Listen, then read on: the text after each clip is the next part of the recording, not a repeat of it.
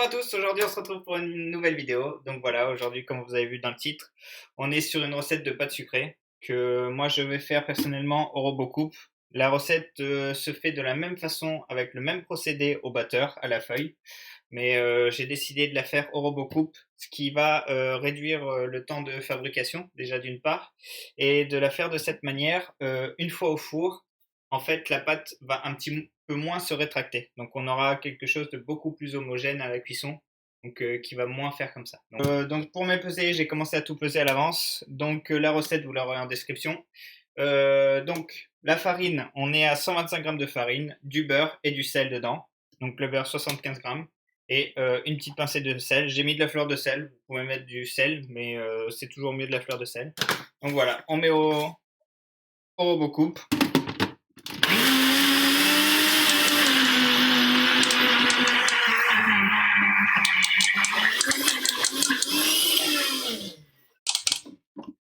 Donc voilà, vous avez vu, dès qu'on arrive à quelque chose qui se transforme en grain de sable, on peut commencer à arrêter le mélange, tout simplement. Une fois qu'on a ça, donc on va blanchir nos œufs avec tout simplement nos œufs avec le sucre. Ensuite, on va blanchir nos œufs avec nos sucres. Donc voilà, je mets mes œufs dedans, un fouet, et on va commencer à mélanger jusqu'à vraiment bien blanchir. Pas trop, mais vraiment le nécessaire.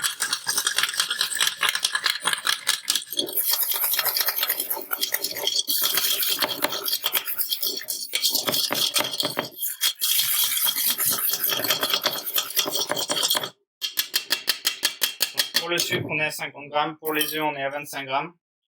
Donc là, hop, une fois qu'on a ça, on remet dans notre récipient avec le reste.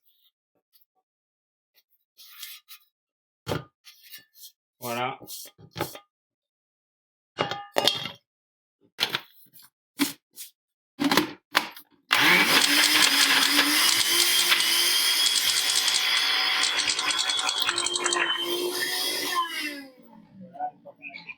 Assez homogène, on arrête. Hop, une fois qu'on a ça, on rajoute la feuillantine. Donc la feuillantine, vous voyez, c'est comme ça. On peut tout simplement prendre de la cigarette russe qu'on peut écraser en petits morceaux. Ajouter ça dans la pâte, ça va permettre d'apporter un petit côté croustillant à votre pâte, qui donne un petit goût et qui est vraiment sympa. Voilà, donc c'est vrai qu'aussi pour la conservation, par exemple, vous mangez une partie de la tarte le premier jour, le lendemain vous la laissez au frigo, au lieu d'avoir une pâte vraiment molle, et ben on aura toujours cet aspect de la pâte très croustillante. Donc voilà, on rajoute ça à la fin, on met tout dedans, on laisse bien mixer, et notre pâte sera finie.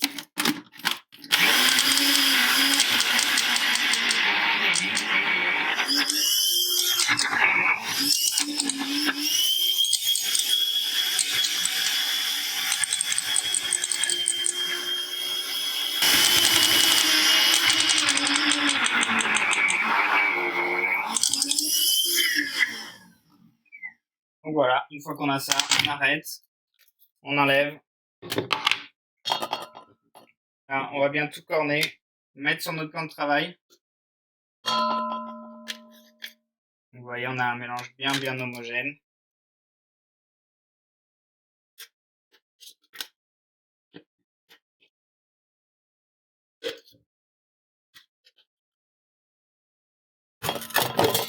Voilà, une fois qu'on a ça,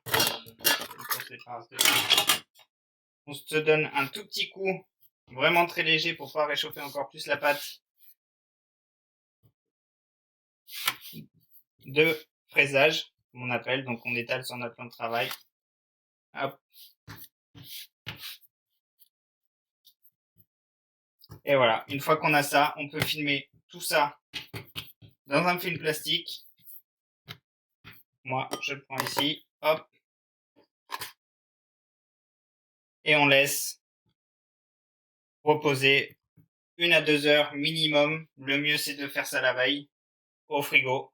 Donc voilà. Aujourd'hui, on vient de finir notre recette de pâtes sucrées.